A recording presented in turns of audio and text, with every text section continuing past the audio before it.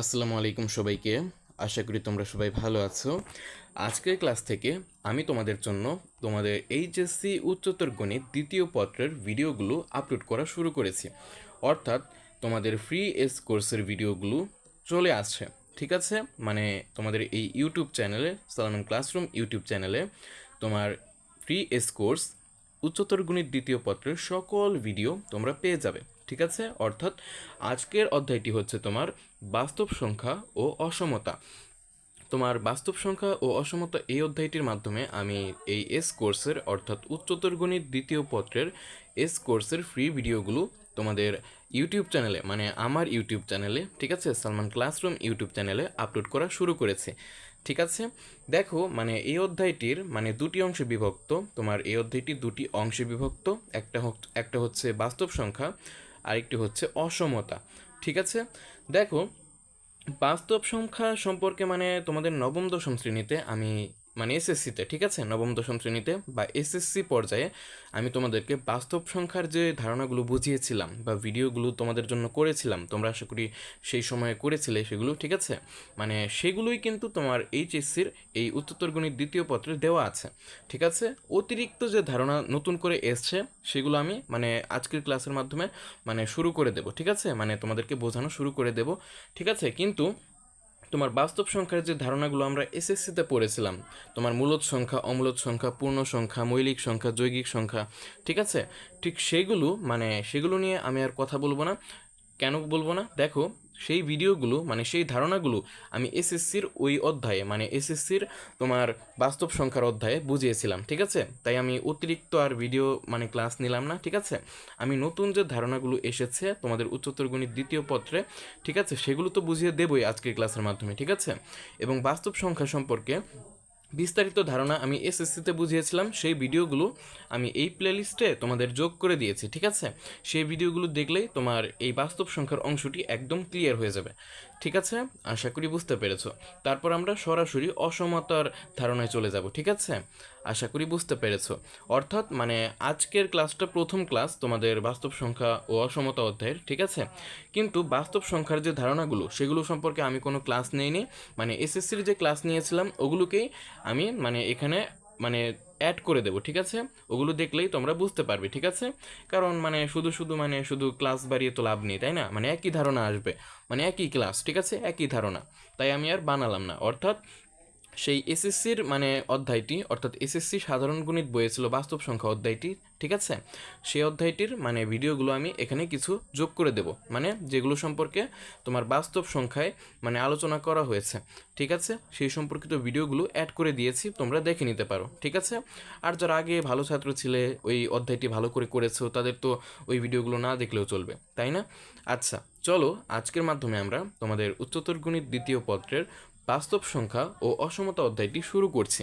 ঠিক আছে, দেখো প্রথমে আমরা মানে একটু জানবো, ঠিক আছে, যেহেতু বাস্তব সংখ্যা অধ্যায় পড়ছি, বাস্তব সংখ্যা ও সংখ্যা রেখা সম্পর্কে আমরা একটু জানবো। ঠিক আছে, বাস্তব সংখ্যা ও সংখ্যা রেখা। দেখো, যে কোনো বাস্তব সংখ্যাকে তার মান অনুযায়ী যে সরল রেখার উপর বিন্দুর সাহায্যে চিত্রের মাধ্যমে প্রকাশ করা হয় তাকে সংখ্যা রেখা বা দ্য নাম্বার লাইন বলা হয়। দেখো, এই যে সংখ্যা রেখা, এটাকে কিন্তু বাস্তব রেখাও বলা হয় বা রিয়াল লাইনও বলা হয়। ঠিক আছে, দেখো সুতরাং আমরা কি বলতে পারি, সকল বাস্তব সংখ্যা এবং বাস্তব রেখায় মানে এই যে মানে তোমার এই যে এটা হচ্ছে সংখ্যা রেখা। ঠিক আছে, এই যে দেখো এটা হচ্ছে সংখ্যা রেখা, আবার এটাও হচ্ছে সংখ্যা রেখা। ঠিক আছে, অর্থাৎ সকল বাস্তব সংখ্যা এবং বাস্তব রেখায় সকল বিন্দুর মধ্যে একটি এক এক মিল মানে দেখানো যায়। ঠিক আছে, আশা করি বুঝতে পারছো। তোমরা এক এক ফাংশন পড়েছো না, মানে ওই যে তোমাদের এসএসসিতে উচ্চতর গণিতে, ঠিক আছে, এক এক ফাংশন, ঠিক আছে, অন টু ফাংশন, মানে এগুলো আছে। ঠিক আছে, মানে ওই রকমভাবেই মানে ধারণা আসে। ঠিক আছে, মানে এক এক মিল, কারণ বাস্তব সংখ্যার সেটের মধ্যেও যা আছে তোমার এই সংখ্যা রেখার ভেতরেও কিন্তু তাই আছে। ঠিক আছে, মানে সকল সংখ্যা এখানেই আছে। ঠিক আছে, এই জন্য বলা হয়েছে তোমার এক এক মিল পাওয়া যায়। ঠিক আছে, মানে ওই যে ফাংশনের ধারণার মতো। ঠিক আছে, ওগুলো আমরা জানবো। ঠিক আছে, একটু এইভাবে মনে রাখো। ঠিক আছে, এটা কিন্তু একটা সংখ্যা রেখা। ঠিক আছে, দেখো মানে 3D ইমেজ দিয়েছি আমি। দেখো মাঝখানে জিরো থাকে, এইদিকে ধনাত্মক সংখ্যা, এইদিকে ঋণাত্মক সংখ্যা, তাই না? আশা করি বুঝতে পেরেছ। দেখো মানে এটুকু আমরা জানলাম মানে বাস্তব সংখ্যা সম্পর্কে, মানে এতটুকু আমি বুঝিয়ে দিলাম। আর তাছাড়া তোমরা বাস্তব সংখ্যার ওই যে এসএসসির মানে ভিডিওগুলো আমি অ্যাড করে দেবো, ওগুলো দেখলেই মানে একদম কমপ্লিট হয়ে যাবে। ঠিক আছে, বিশ্বাস করো আমাকে, ঠিক আছে? আচ্ছা, দেখো এটুকু তোমরা মানে মুখস্থ করে নাও, মানে ঠিক আছে, মানে নতুন নতুন ধারণা, ঠিক আছে, এগুলো তোমাদেরকে জানতে হবে। আচ্ছা চলো আমরা এখন মানে যেগুলো জানি না, ঠিক আছে, নতুন যে ধারণা তোমার উচ্চতর গণিত দ্বিতীয় পত্রে এসেছে সেগুলো আমরা বুঝিয়ে দেব, ঠিক আছে, মানে আমি বুঝিয়ে দেব। দেখো এই যে একটা থালার মতো অংশ দেখতে পাচ্ছ, এটা কিন্তু একটা ভেনচিত্র, ঠিক আছে? তোমরা সেট অধ্যায় পড়েছো ভেনচিত্র কি, ঠিক আছে, ওগুলো আর বললাম না, যাই হোক। দেখো এই যে ইমেজটা মানে 3D ইমেজ, ঠিক আছে, তোমাদের কেতাব উদ্দিন, আই হোপ কেতাব স্যার, ঠিক আছে, তোমাদের উচ্চতর গণিত দ্বিতীয় পত্র, মানে লেখক আছে অনেক লেখক, সব লেখকের বই থেকেই পড়াচ্ছি আমি, ঠিক আছে, কিন্তু এই যে যে ছবিটি দেখতে পাচ্ছ এটা হচ্ছে তোমার কেতাব স্যারের বই থেকে আমি নিয়েছি, ঠিক আছে, কেতাব স্যারের বই থেকে এই চিত্রটি আমি নিয়েছি, ঠিক আছে। দেখো খুব সুন্দর একটা ধারণা, কিভাবে দেখো, এটা একটা সেট বাস্তব সংখ্যার মানে ভেনচিত্র আকারে দেখিয়েছি, ভেতরে কিন্তু অনেক কিছু আছে। দেখো ভেতরে আছে স্বাভাবিক সংখ্যার সেট আছে, আবার ধনাত্মক পূর্ণ সংখ্যার সেট আছে, ঠিক আছে, পূর্ণ সংখ্যার সেট আছে, ঠিক আছে, মূলদ সংখ্যার সেট আছে। দেখো এই যে কিউ মানে এই যে সাদা অংশ, ওখানে আমি বুঝিয়েছি এগুলো হচ্ছে মূলদ সংখ্যা, যত সংখ্যা আছে ওগুলোকে মূলদ সংখ্যা বলে, ঠিক আছে। মূলদ সংখ্যা কাকে বলে এসএসসিতে পড়িয়েছি না, পি বাই কিউ আকারের মানে বিভিন্ন সংখ্যাকে মানে মূলদ সংখ্যা বলে, কিন্তু শর্ত আছে, পি ও কিউ পূর্ণ সংখ্যা হতে মানে পি ও কিউকে পূর্ণ সংখ্যা হতে হবে এবং কিউটা কি হতে পারবে না, শূন্য হতে পারবে না, ঠিক আছে। আশা করি বুঝতে পেরেছো, মানে অনেক শর্তই আছে, অনেক সংজ্ঞা আছে মূলদ সংখ্যার, ঠিক আছে, মানে এসএসসিতে যেভাবে পড়িয়েছিলাম ওই সংজ্ঞাটা ফলো করলে সবচেয়ে ভালো হয়, ঠিক আছে। আচ্ছা মানে তোমাদের এই উচ্চতর গণিত দ্বিতীয় পত্র বইয়ের মধ্যেও কিন্তু আছে, আমি বোঝালাম না, ঠিক আছে, একটু মানে এগুলো বুঝিয়ে দিচ্ছি। নতুন একটি ধারণা এসেছে, সেটা হচ্ছে দেখো মানে অম্লদ সংখ্যার সেট তো তোমরা জানো তাই না, যেগুলোকে আমরা পি বাই কিউ আকারে প্রকাশ করতে পারি না, তাই না? দেখো নতুন যে ধারণা সেটা হচ্ছে ট্রান্সসেন্ডেন্টাল, ঠিক আছে, ট্রান্সসেন্ডেন্টাল সংখ্যা। এটা আবার কি, এটা কিন্তু নতুন ধারণা, ঠিক আছে, এটাও কিন্তু একটা সংখ্যা, মানে অনেক সংখ্যা আছে এরকম ট্রান্সসেন্ডেন্টাল, ঠিক আছে। দেখো এটার মানে কি, এটার মানে হচ্ছে তোমার তুরীয় সংখ্যা, ঠিক আছে, তুরীয় সংখ্যা, ঠিক আছে। এটা আবার কীরকম সংখ্যা, তোমাদের পাঠ্য বইয়ে লেখা আছে তুরীয় সংখ্যা, ঠিক আছে, তুরীয় সংখ্যা এটা কোন সংখ্যা? দেখো মানে সহজভাবে বললে, সবচেয়ে সহজভাবে বললে বলা যায় যে এই যে পাই দেখতে পাচ্ছ না, পায়ের মান কত 14, মানে 1.14, মানে সরি ভুল হয়েছে 3.1416, তাই না? পায়ের মান হচ্ছে 3.1416, ঠিক আছে। এই যে একটা সংখ্যা, এটা একটা পায়ের মান, মানে পায়ের মান, তাই না?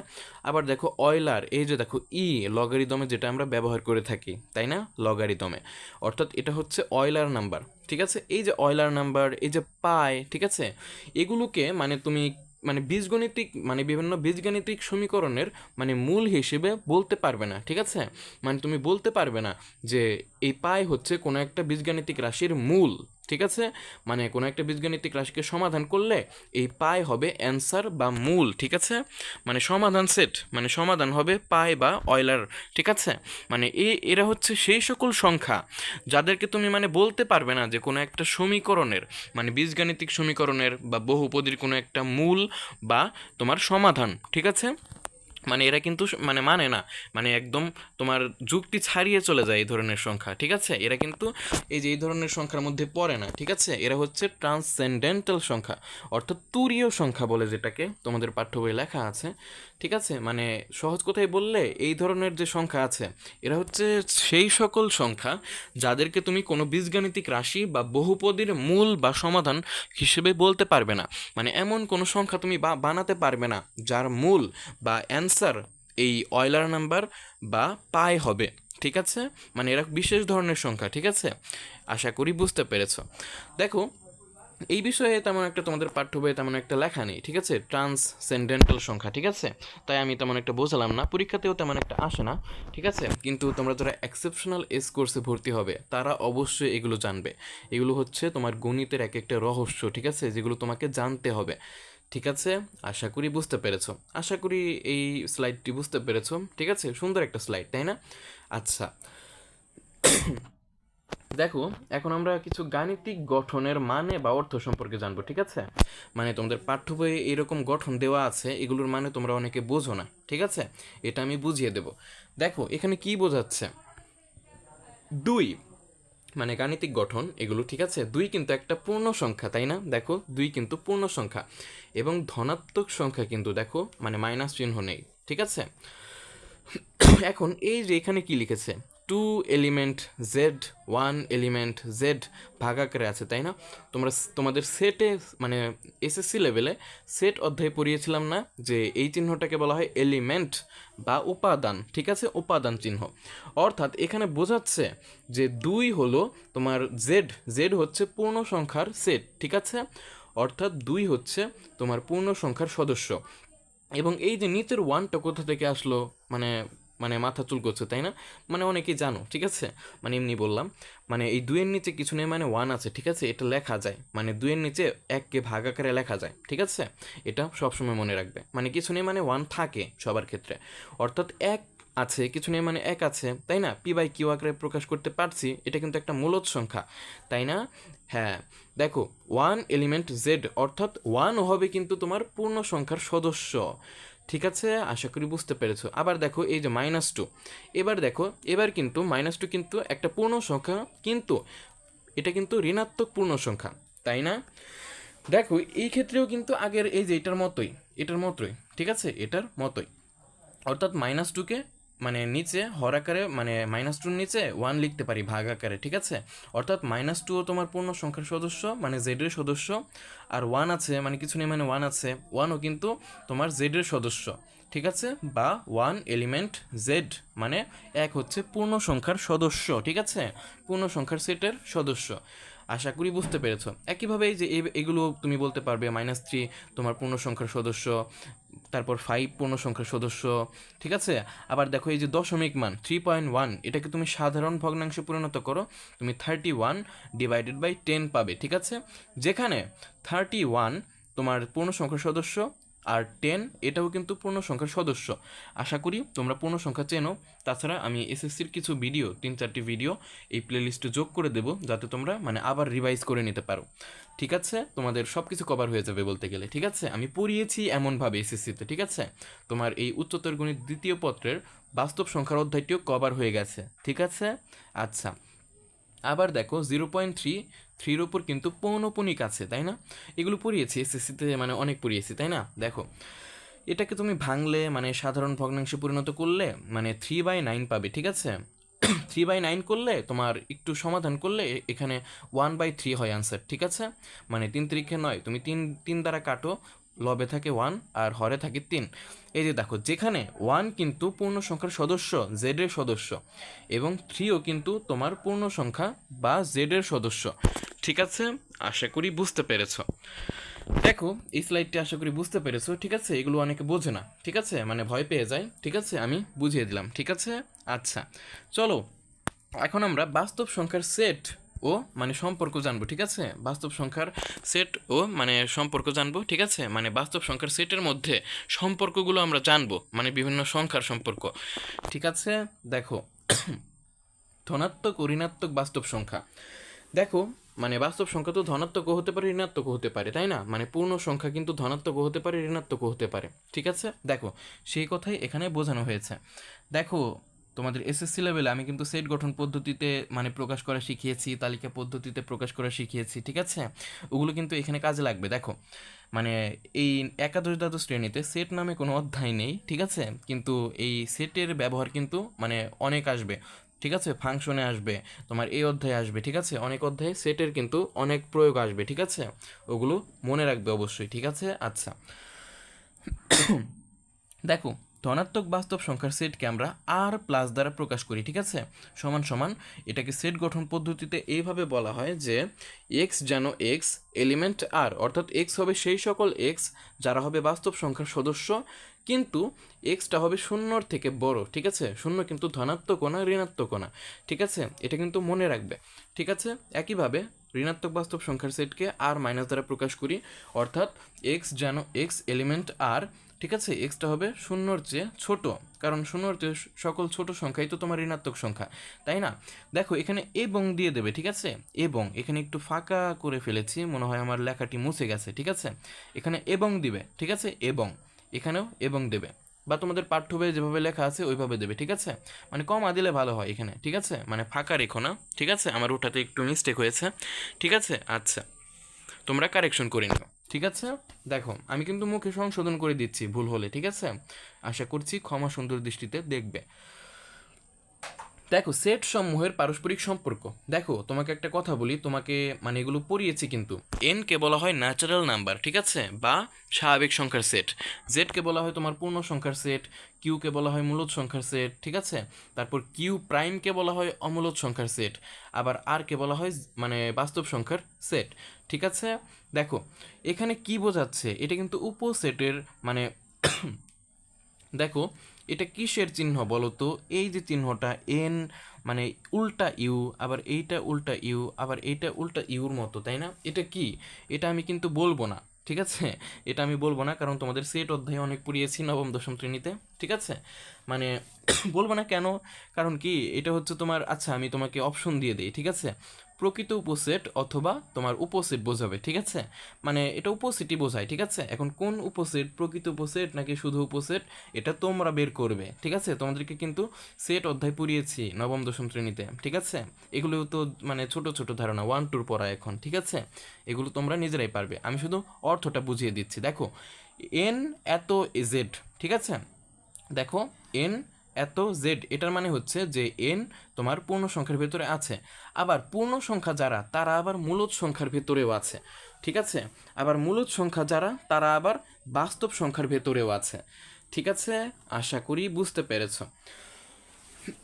দেখো মানে এগুলো হচ্ছে সেট সমূহের মধ্যে পারস্পরিক সম্পর্ক, ঠিক আছে? আশা করি বুঝতে পেরেছো। দেখো এই যে এই চিহ্নটা তোমাকে বলে দিই, ঠিক আছে? মানে যেহেতু ক্লাস নিচ্ছি অবশ্যই বলাটা ঠিক, ঠিক আছে? মানে মজা করছিলাম, ঠিক আছে? এটা হচ্ছে তোমার প্রকৃত উপসেট, ঠিক আছে?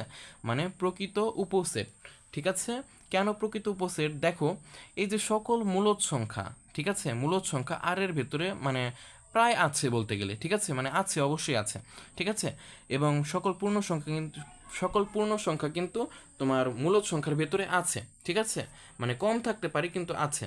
আবার সকল স্বাভাবিক সংখ্যা কিন্তু আবার পূর্ণ সংখ্যার ভেতরে আছে, ঠিক আছে? এটা কিন্তু মানতে হবে, ঠিক আছে? ঠিক এই কথাটি এখানে বোঝানো হয়েছে, ঠিক আছে? আশা করি বুঝতে পেরেছ। দেখো এখানে এন হচ্ছে স্বাভাবিক সংখ্যা, জেড হচ্ছে পূর্ণ সংখ্যা, কিউ মূলদ সংখ্যা, আর বাস্তব সংখ্যা, ঠিক আছে? আবার দেখো মূলদ ও অমূলদ সংখ্যার সংযোগ করলে আমরা কি পাবো? দেখো সকল মূলদ ও অম্লদ সংখ্যাকে একত্রে কি বলা হয় জানো? বাস্তব সংখ্যা বা আর, ঠিক আছে? রিয়েল নাম্বার, ঠিক আছে? এটা মনে রাখবে।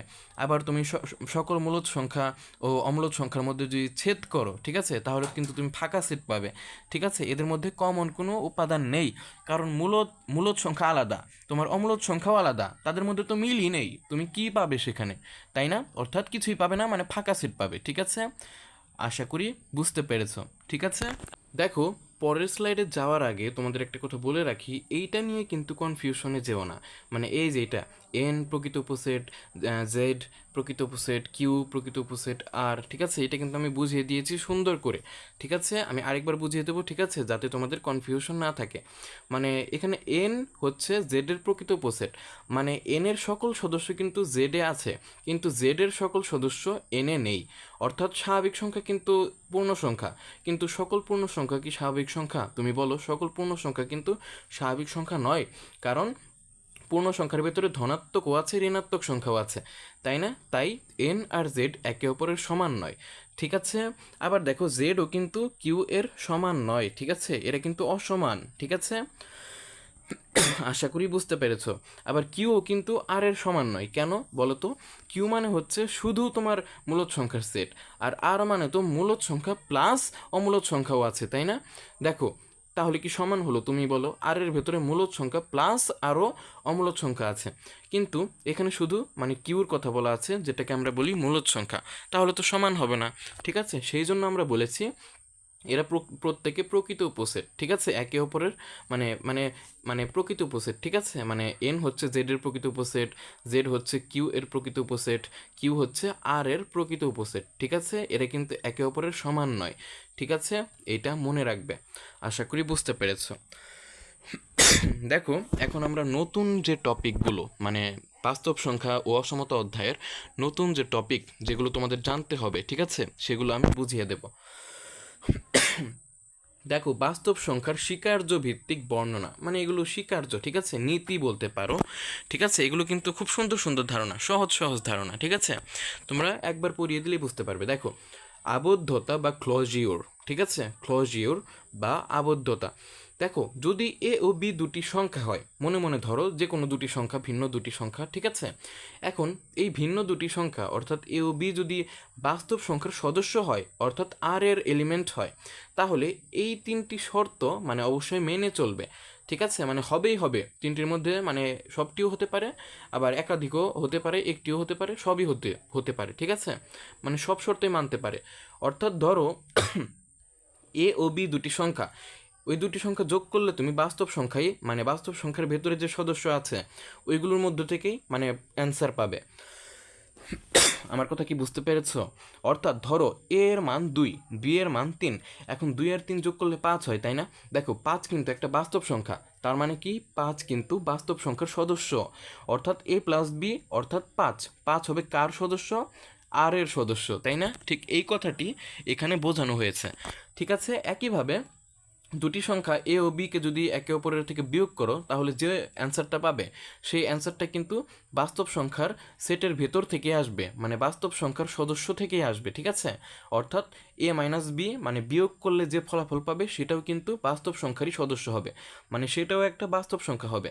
মানে এ প্লাস বি করলে যে মানে এ প্লাস বি করলে যে ফল পাবে সেই ফলটা কিন্তু তোমার একটা বাস্তব সংখ্যা হবে, আবার এ মাইনাস বি করলে যে ফল পাবে সেটা আরেকটা বাস্তব সংখ্যা হবে, ঠিক আছে। দেখো, তুমি যদি গুণ করো, ঠিক আছে, এ ইন্টু বি করো, তাও তুমি বাস্তব সংখ্যাই পাবে, ঠিক আছে।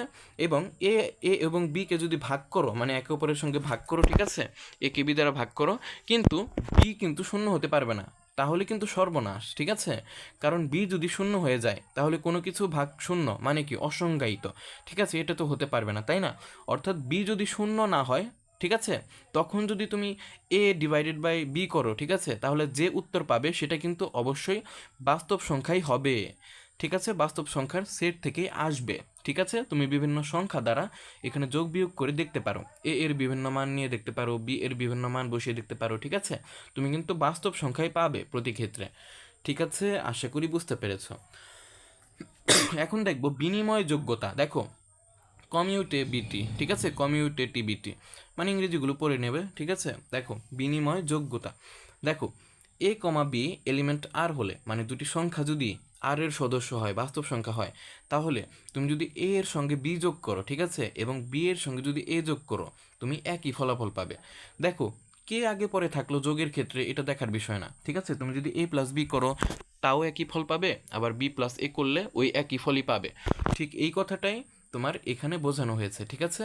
আবার একইভাবে এ ইন্টু বি করলে যা পাবে, বি ইন্টু এ করলেও একই কথাই পাবে, মানে একই অ্যান্সারই পাবে, ঠিক আছে। আশা করি বুঝতে পেরেছ। একইভাবে সংযোজন, সরি দেখো তো এখানে কি লেখা আছে, এখানে কি লেখা আছে, সংযোগন, এখানে সংযোজন হবে, ঠিক আছে, মানে সংযোগযোগ্যতা বলতে পারো, ঠিক আছে। এখানে আমি মনে হয় ওঠাতে একটু ভুল করেছি, তোমাদের পাঠ্য বইয়ে আছে, ঠিক আছে। মানে এই যে অ্যাসোসিয়েটিভিটি, এটা সার্চ করে দেখো, অবশ্যই এইটাই দেওয়ার কথা। আচ্ছা, আমি এটা সংশোধন করে দেবো, ঠিক আছে, ভিডিওটা আপলোড করার সময় এখানে আসল নামটা লিখে দেবো, আই হোপ এটাই হবে। দেখো, সংযোগন মানে যোগ্যতা, সংযোগ মানে সংযোজন যোগ্যতা বলতে পারো, ঠিক আছে, নামটা একটু মিস্টেক আছে, ঠিক আছে, আমি ঠিক করে দেবো, মানে সংযোজন যোগ্যতা হবে, ঠিক আছে, সংযোজন যোগ্যতা। দেখো, এ কমা বি কমা সি মানে তিনটি সংখ্যা, এখন যদি তিনটি সংখ্যা বাস্তব সংখ্যা হয়, তাহলে তুমি যদি এ প্লাস বি করো এবং এ প্লাস বি এর সঙ্গে সি যোগ করো, তাহলে যে মান পাবে, তুমি যদি বি প্লাস সি এর সঙ্গে এ যোগ করো, মানে এ এর সঙ্গে যদি বি প্লাস সি যোগ করো, ওই একই মান পাবে। মানে যে কোনো দুইটার সঙ্গে তুমি ব্র্যাকেট দাও, একটাকে ফাঁকা রাখো, আবার যে কোনো দুইটার সঙ্গে ব্র্যাকেট দাও, একটাকে ফাঁকা রাখো, মানে সিঙ্গেল রাখো, ঠিক আছে, সিঙ্গেল রাখো, তাহলে দুই পক্ষ তুমি সমানই পাবে। এগুলো আশা করি বোঝাতে হবে না, ঠিক আছে। মানে বিভিন্ন মানের জন্য দুই পক্ষ কিন্তু সমানই হবে সবসময়, বাম পক্ষ আর ডান পক্ষ সমানই হবে, ঠিক আছে। আশা করি বুঝতে পেরেছ। একইভাবে এই যে গুণফল, ঠিক আছে, দুই পক্ষ কিন্তু সমানই আসবে। তুমি এ বির সঙ্গে সি গুণ করলেও যা অ্যান্সার আসবে, তুমি বি সির সঙ্গে এ গুণ করলেও একই অ্যান্সার আসবে, ঠিক আছে, আশা করি বুঝতে পেরেছো। এগুলোই কিন্তু মানে সূত্র, মানে মনে রাখতে পারো, ঠিক আছে, MCQতে দিয়ে দেয়। ঠিক আছে, এগুলো দেখি তোমরা প্রমাণ করতে পারবে। বিভিন্ন সংখ্যা বসিয়ে দিলেই মানে উভয় পক্ষ সমান আসলেই বলতে পারবে হ্যাঁ এটা তো অ্যান্সার হবে, তাই না? অর্থাৎ এটাই অ্যান্সার হবে। আশা করি এগুলো তোমরা শর্টকাট টেকনিক পারবে, ঠিক আছে, তোমাদের বুদ্ধি আছে।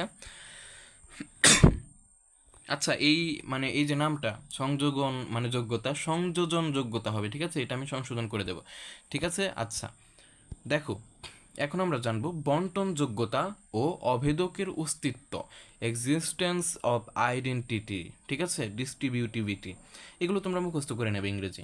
ওই একই ধারণা, দেখো বাস্তব সংখ্যার গুণন যোগের উপর বন্টনযোগ্য, ঠিক আছে। দেখো মানে গুণন আর যোগের উপর, দেখো মানে ABC তিনটি সংখ্যা যদি হয়, ধরো ABC তিনটি সংখ্যা এবং এই তিনটি সংখ্যা অবশ্যই বাস্তব সংখ্যা যদি হয়, তাহলে নিচের শর্তগুলো অবশ্যই মেনে চলবে। অর্থাৎ A এর সঙ্গে যদি B প্লাস C গুণ করো, তাহলে যে ফল পাবে তুমি A into B plus A into C করলেও একই ফলাফল পাবে। অর্থাৎ দুই পক্ষে ক্যালকুলেশন করলে তুমি একই অ্যান্সার পাবে, ঠিক আছে, মানে দুই পক্ষ সমান আসবে মান বসানোর ফলে। ঠিক আছে, আশা করি বুঝতে পেরেছ। B plus C into A সমান BA প্লাস CA, মানে B into A plus C into A, মানে একই কথা, মানে এই পক্ষে যা পাবে এই পক্ষেও তাই পাবে। তুমি যদি এইভাবেও মানে অ্যান্সার বের করো তাও একই অ্যান্সার পাবে, আবার এভাবে বিস্তৃতি করে ভেঙে ফেলে যদি মান বসিয়ে অ্যান্সার বের করো তাহলেও কিন্তু একই অ্যান্সার পাবে। ঠিক আছে, আশা করি বুঝতে পেরেছ। দেখো এখন আমরা জানবো অভেদকের অস্তিত্ব বা এক্সিস্টেন্স অফ আইডেন্টিটি। দেখো একটি মাত্র সংখ্যা শূন্য কিন্তু অবশ্যই বাস্তব সংখ্যার সদস্য। আচ্ছা, শূন্য তো অবশ্যই একটা বাস্তব সংখ্যা, ঠিক আছে, যদিও ধনাত্মক না ঋণাত্মকও না, ঠিক আছে, শূন্য একটা সংখ্যা কিন্তু অবশ্যই বাস্তব সংখ্যা, ঠিক আছে। কিন্তু এখানে একটা মানে কিছু শর্ত আছে, ঠিক আছে, শূন্য অবশ্যই বাস্তব সংখ্যার সদস্য।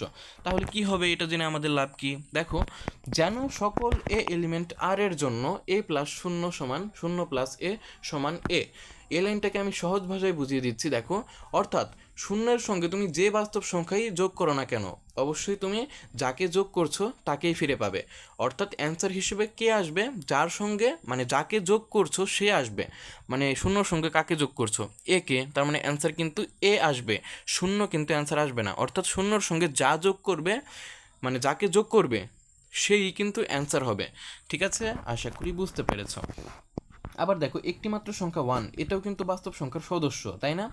এখন এর সঙ্গে যদি তুমি মানে এর সঙ্গে যা কিছুই গুণ করো না কেন, ঠিক আছে, মানে এর সঙ্গে যা কিছুই গুণ করো না কেন একমাত্র শূন্য বাদে, ঠিক আছে, দেখো দেখো এর সঙ্গে তুমি যদি 1 গুণ করো তাহলে কি আসবে অ্যান্সার বলো তো? A ইন্টু A, মানে এক অক্ষে 1 দুই অক্ষে 2, অর্থাৎ এখানে দেখো A ইন্টু 1 করলে যা আসবে 1 ইন্টু A করলেও তাই আসবে। অর্থাৎ একের সঙ্গে তুমি যা কিছুই গুণ করো না কেন তোমার ওই সংখ্যাটাই ফিরে আসবে যাকে গুণ করছো, ঠিক আছে। এখানে A কে গুণ করছি তাই না, তার মানে A ফিরে আসবে।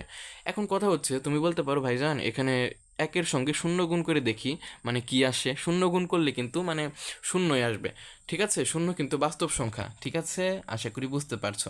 দেখো প্রথমে বলেছি শূন্য বাদে, ঠিক আছে, মানে শূন্য কিন্তু বাস্তব সংখ্যা, ঠিক আছে, মানে সকল বাস্তব সংখ্যার সঙ্গে যদি তুমি 1 গুণ করো তাহলে ওই যাকে গুণ করছো একের সঙ্গে, ঠিক আছে, তাকেই ফিরে পাবে। ঠিক আছে, আশা করি বুঝতে পারছো। তোমাদেরকে একটু ধোঁয়াশা ক্লিয়ার করে দিলাম, ঠিক আছে।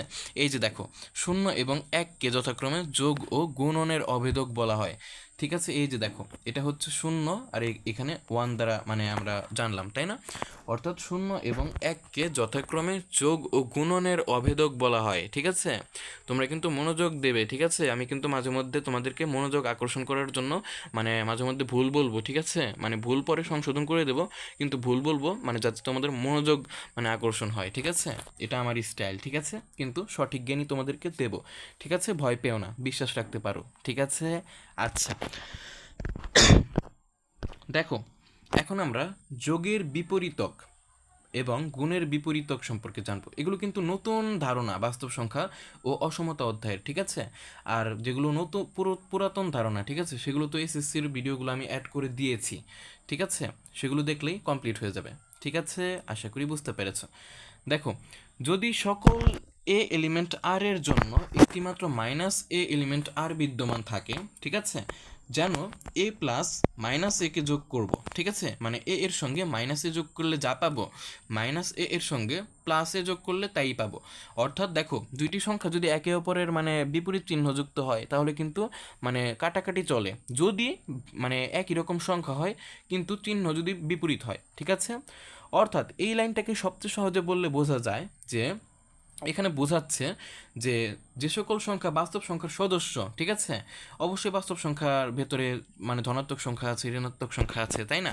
যদি বাস্তব সংখ্যার ভেতরে ধনাত্মক সংখ্যা থাকে তাহলে অবশ্যই সেই সংখ্যাগুলোর বিপরীত চিহ্নযুক্ত সংখ্যা অবশ্যই থাকবে। দেখো শূন্যর ডান দিকে কারা থাকে বলো তো? +1 +2 +3 +4, তাই না? ঠিক এই +1 +2 +3 +4 এদের কিন্তু বিপরীত চিহ্নযুক্ত সংখ্যাও আছে, -1 -2 -3 -4, ঠিক আছে। ঠিক এই কথাগুলো কিন্তু এখানে বোঝানো হয়েছে বলতে গেলে, আমার ভাষায় বোঝাচ্ছি, ঠিক আছে। অর্থাৎ তুমি যদি কোনো একটা সংখ্যা 2 নিলে, 2-এর সঙ্গে যদি 2-এর বিপরীত চিহ্নযুক্ত মানে সংখ্যাটি যোগ করো তাহলে কিন্তু মানে শূন্য পাবে, ঠিক আছে। মানে সংখ্যাগুলো কিন্তু একই হতে হবে, শুধু চিহ্নটা আলাদা হতে হবে। যেমন এই যে দেখো এখানে এ প্লাস মাইনাস এ করেছে, অর্থাৎ এ কিন্তু একই, শুধু এ এর আগে প্লাস চিহ্ন আছে, কল্পনা করে মনে মনে ধরে নাও, ঠিক আছে, এটা ধরে নিতে হয়। আর এই এর সামনে মনে মনে মানে দেখিয়ে দিয়েছে মাইনাস আছে, তাই না? এখন দেখো প্লাস এ আর মাইনাস এ, প্লাসে মাইনাসে মাইনাস, প্লাস এ আর মাইনাসে কাটাকাটি চলে গেলে শূন্য হয়, তাই না? ঠিক সকল সংখ্যার ক্ষেত্রেই কিন্তু এইরকম প্রযোজ্য হবে, ঠিক আছে। মানে এগুলো বেসিক মৌলিক জ্ঞান বলতে গেলে 1-2 পড়া, ঠিক আছে, 6-7 পড়া, ঠিক আছে, এগুলো তোমরা নিজেরাই পারবে। তোমাদের হয়তো বোরিং লাগছে, তাই না? মানে এগুলো সহজ সহজ ধারণা। আচ্ছা তোমরা যারা পড়তে চাও অবশ্যই ভিডিওটা দেখো, ঠিক আছে, না হলে তোমরা সরাসরি মানে ম্যাথমেটিক্সের ক্লাসে চলে যেতে পারো, ঠিক আছে, মানে যেখানে আমি অঙ্ক করিয়েছি এই অধ্যায়ের, ঠিক আছে। আচ্ছা বেশি বকবক করছি না যে ঠিক আছে আচ্ছা বলছি, দেখো মানে মানিয়ে নাও, ঠিক আছে। আচ্ছা দেখো গুণের বিপরীতক শূন্য ব্যতীত প্রত্যেক এ এলিমেন্ট আর এর একটি মাত্র এ ইনভার্স 1 এলিমেন্ট আর বিদ্যমান থাকে, ঠিক আছে। কেন থাকে দেখো, ধরো তোমার কাছে 2 আছে, 2 একটা সংখ্যা, ঠিক আছে। এখন 2 একটা সংখ্যা, 2 এর বিপরীত কি বলো তো? 2 এর বিপরীত কি? 2 ইনভার্স 1, তাই না? 2 যদি ধনাত্মক সংখ্যা হয়, এখন 2 এর বিপরীত হবে 2 ইনভার্স 1। তুমি বলতে পারো ভাইয়া এখানে -2 হলো না কেন?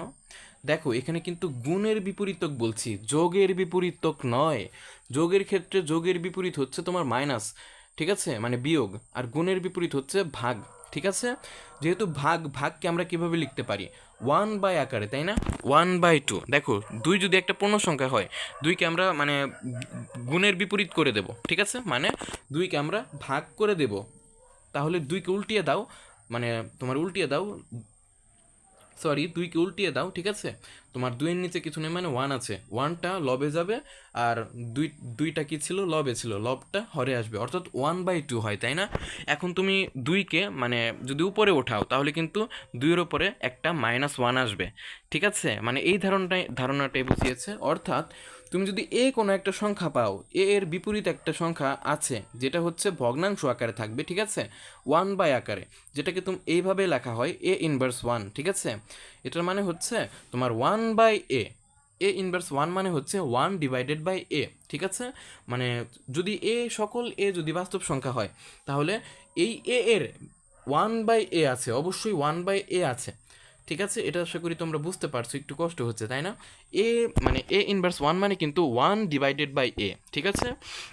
যদি সকল মানে যত আছে সব যদি বাস্তব সংখ্যা হয় তাহলে অবশ্যই প্রতিটি এর জন্য 1/a আছে, ঠিক আছে। সেটা হতে পারে 1/2, 1/3, মানে যদি সমান 2 ধরো তাহলে এ ইনভার্স 1 মানে হচ্ছে 1/2।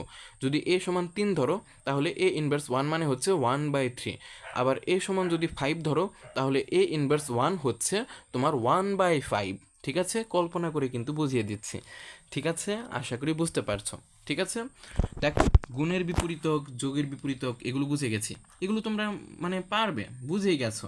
মানে এগুলো করলে মানে সবসময় মানে এইখানে দেখো যোগের বিপরীতকে আমরা কিন্তু অ্যান্সার পেয়েছি শূন্য সর্বদা, ঠিক আছে, সর্বদা এইভাবে ক্যালকুলেশন করলে শূন্যই পাবো। আর গুণের বিপরীতকের সময় আমরা কিন্তু 1 পাবো, ঠিক আছে, মানে 1 পাবো, ঠিক আছে। দেখো মানে অ্যান্সার হিসেবে 1 পাবো যদি এ ইন্টু এ ইনভার্স 1 করি, মানে এ ইন্টু এ ইনভার্স 1 একে অপরকে যদি গুণ আকারে লিখি তাহলে কিন্তু তোমার 1 পাবো, ঠিক আছে, অ্যান্সার হিসেবে 1 পাবো। ঠিক আছে, আসলে তোমরা সূচকের অধ্যায় পড়েছো না নবম দশম শ্রেণীতে লগারিদম, এই 1টা কিভাবে আসে দেখো, তুমি যদি এ ইন্টু এ ইনভার্স 1 আছে তাই না, এখানে দেখো ভিত্তি কিন্তু সেম, এ একটা ভিত্তি, এর ঘাত কিছু নেই মানে 1 আছে, আবার এখানে এ এ এর ঘাত আছে কি -1, তাই না। এখন দেখো এ এবং এ দুইটা এ কিন্তু একই রকম, মানে ভিত্তি সেম এবং এরা গুণ আকারে আছে তাই না, একদম শেষের লাইনে দেখো এরা গুণ আকারে আছে। এখন ভিত্তি সেম গুণ আকারে আছে তার মানে কি এদের সূচকগুলো যোগ হয়ে যাবে না, তুমিই বলো। এখন দেখো এই যে দেখো মানে +1 মানে একটা এ লিখবো, ঠিক আছে, মানে ভিত্তি যেহেতু দুটো একই রকম তাই একটা ভিত্তি লিখবো এবং তাদের সূচকদ্বয় যোগ করে দেব। দেখো এই যে প্রথমটার এখানকার এ এর মাথায় কিছু নেই মানে 1 আছে, সেই 1টা কার সঙ্গে যোগ হবে -1 এর সঙ্গে। এখন দেখো +1 আর -1 যোগ করলে কত হয় বলো তো, 0 হয় তাই না। আর তোমরা জানো এ টু দি পাওয়ার 0 মানে কি, মানে 1, এ টু দি পাওয়ার 0 এর মান হচ্ছে 1, এটা কিন্তু সূচকের নিয়ম, সূচকের সূত্র, ঠিক আছে। মানে কোনো কিছুর পাওয়ার 0 মানে হচ্ছে তোমার সেই রাশিটির মান হবে 1, ঠিক আছে। আশা করি বুঝতে পেরেছো। দেখো মানে সহজ সহজ ধারণা, লগারিদম পারলে এগুলো কিছুই না, প্রথম অধ্যায় তো খুব সহজ আছে, ঠিক আছে, এগুলো মনে রাখবে তোমরা, ঠিক আছে। আমরা যখন ম্যাথমেটিক্স করব তখন বুঝবে মানে কত সুন্দরভাবে করি, ঠিক আছে। আচ্ছা দেখো নতুন আরও কিছু জানবো আমরা, অনন্যতা নীতি, ঠিক আছে। দেখো যদি এ বি সি ডি 4টি সংখ্যা হয় এবং এই সংখ্যাগুলো যদি বাস্তব সংখ্যার সদস্য হয়, ঠিক আছে, এবং এ আর বি যদি একে অপরের সমান হয়, ঠিক আছে, এবং সি ও ডি যদি একে অপরের সমান হয়, ঠিক আছে, তাহলে নিচের শর্তগুলো অবশ্যই পূরণ হবে। অর্থাৎ এ এর সঙ্গে সি যোগ করলে তুমি বি প্লাস ডি করলে যা পাবে তাই পাবে, অর্থাৎ এ প্লাস সি করলে যা পাবে বি প্লাস ডি করলেও তাই পাবে। মানে এই পক্ষে যোগ করলে যা মান পাবে, মানে এই ডান পক্ষে যোগ করলে যে মান পাবে সেই মানটা কিন্তু আমরা বাম পক্ষেও পাবো যদি আমরা এ ও সি কে যোগ করি, ঠিক আছে। এবং এ ইন্টু সি করলে যে মান পাবো বি ইন্টু ডি করলে ওই একই মান পাবো।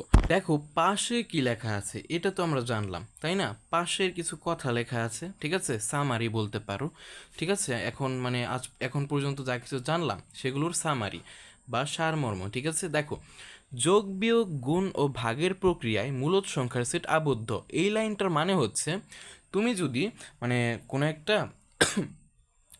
তুমি যদি মানে যোগ বিয়োগ গুণ ভাগ করো, ঠিক আছে, মানে যোগ বিয়োগ গুণ ভাগের প্রক্রিয়ায় যদি মূলদ সংখ্যাগুলোকে যোগ করো বিয়োগ করো, ঠিক আছে, তাহলে তুমি কিন্তু মূলদ সংখ্যাই পাবে, ঠিক আছে। মানে মূলদ সংখ্যাগুলোর মধ্য থেকে বিভিন্ন সংখ্যা নিয়ে তুমি যদি যোগ বিয়োগ গুণ ভাগ করো, ঠিক আছে, তাহলে কিন্তু তুমি মূলদ সংখ্যার ভেতর থেকেই মানে অ্যান্সার পাবে।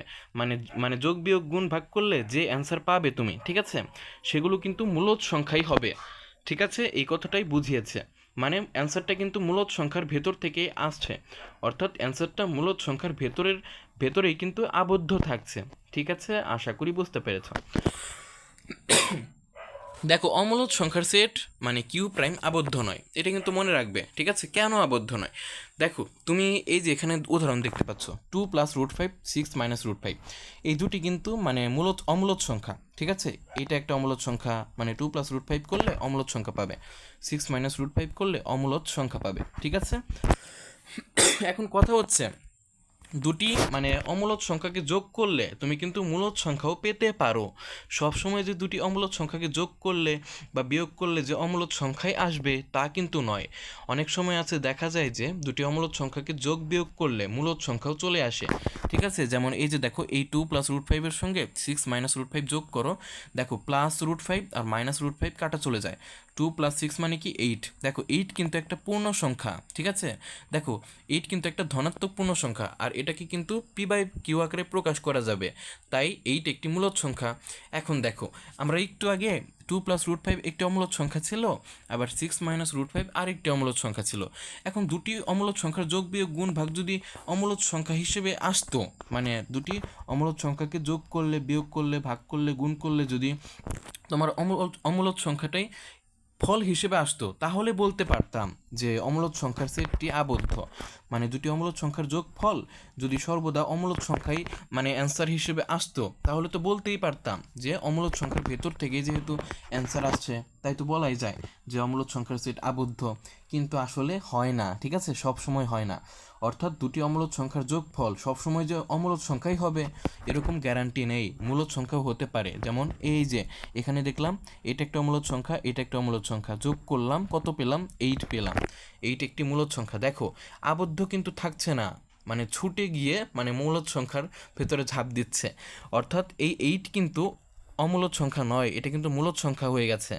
অর্থাৎ মূলদ সংখ্যা পাওয়ার কথা, মানে আমাদের পেতে হবে শর্ত অনুযায়ী যে অমূলদ সংখ্যাগুলোকে যোগ করলে বিয়োগ করলে অমূলদ সংখ্যাই পেতে হবে, তাহলেই বলতে পারবো অমূলদ সংখ্যার সেট আবদ্ধ। কিন্তু এখানে তো মানে সব সময় তো অমূলদ সংখ্যা আসছে না, এক এক সময় আসছে, এক এক সময় আসবে, এক এক সময় মানে আসবে না, ঠিক আছে, এক এক সময় মূলদ সংখ্যা আসবে। যেহেতু এক এক সময় ওই যে মূলদ সংখ্যা চলে আসছে, তাই আমরা বলতে পারবো না যে অমূলদ সংখ্যার সেট আবদ্ধ। ঠিক আছে, অবশ্যই বলতে হবে যে অমূলদ সংখ্যার সেট কিউ প্রাইম আবদ্ধ নয়। ঠিক আছে, আশা করি এই লাইনটি বুঝতে পেরেছো।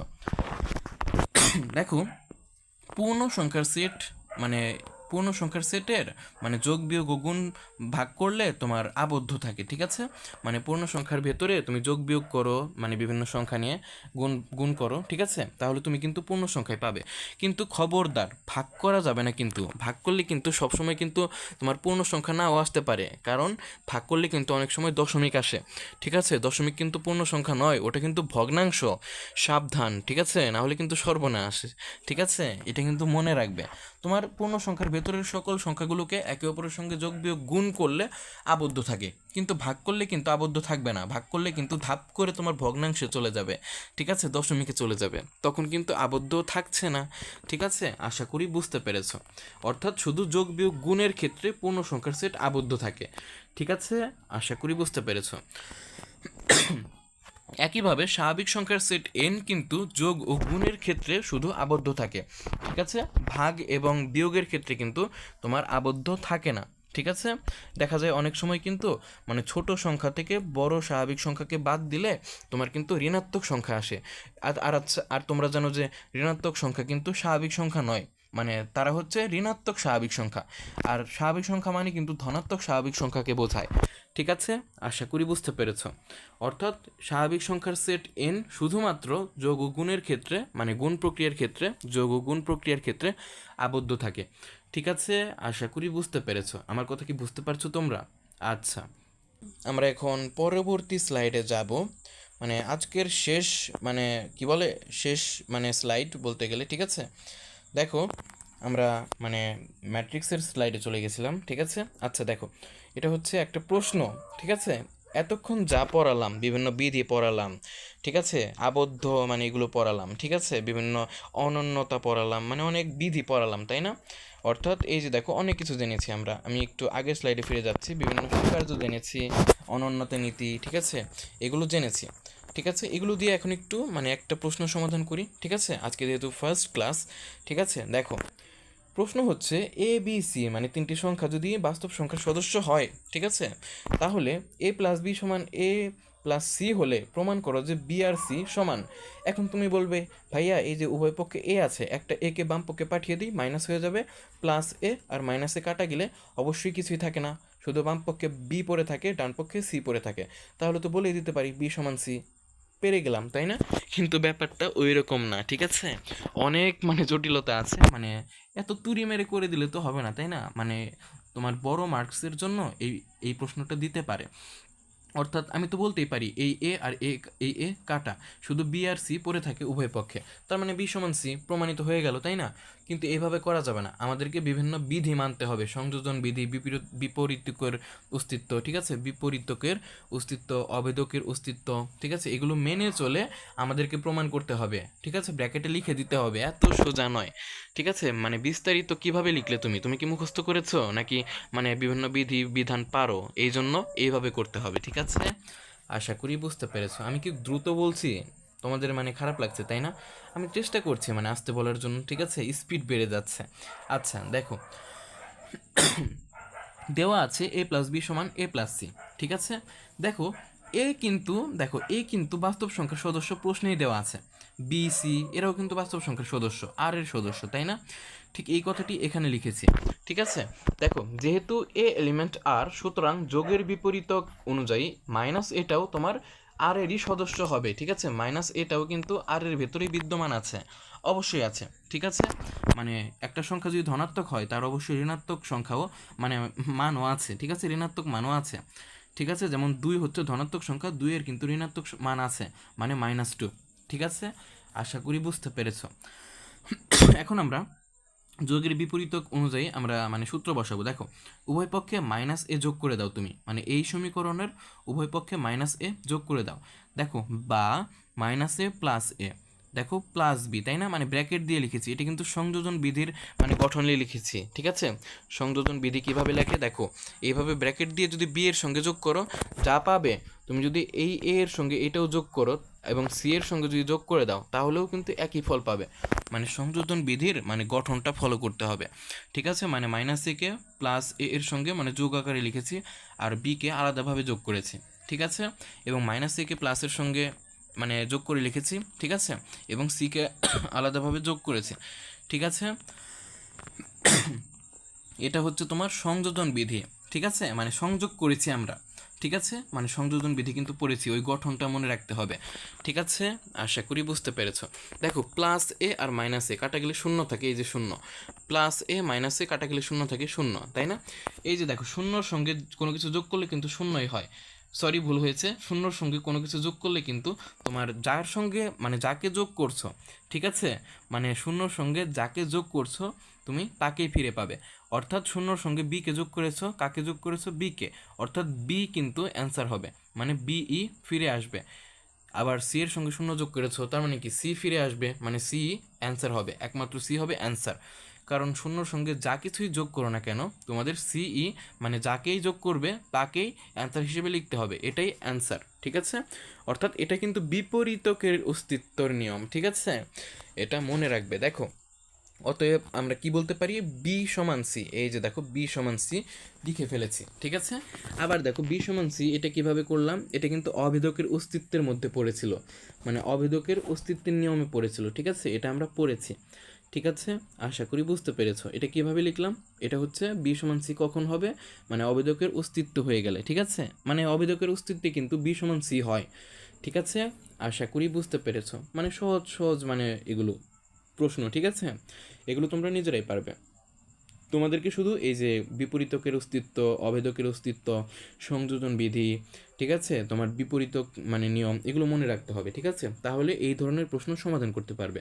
আমরা কিন্তু আরও প্রশ্ন সমাধান করব। ঠিক আছে, কিন্তু বেসিকগুলো আগে জেনে নেব, মৌলিক জ্ঞান। ঠিক আছে, এই বাস্তব সংখ্যা ও অসমতা অধ্যায়ের। ঠিক আছে, তোমরা আশা করি আজকে ক্লাসটি বুঝতে পেরেছো। ঠিক আছে, আমি খুব দ্রুত বলেছি তাই না, মানে খুব দ্রুত বলেছি, আই এম সরি। ঠিক আছে, আমি নিজেকে মানিয়ে নেওয়ার চেষ্টা করছি।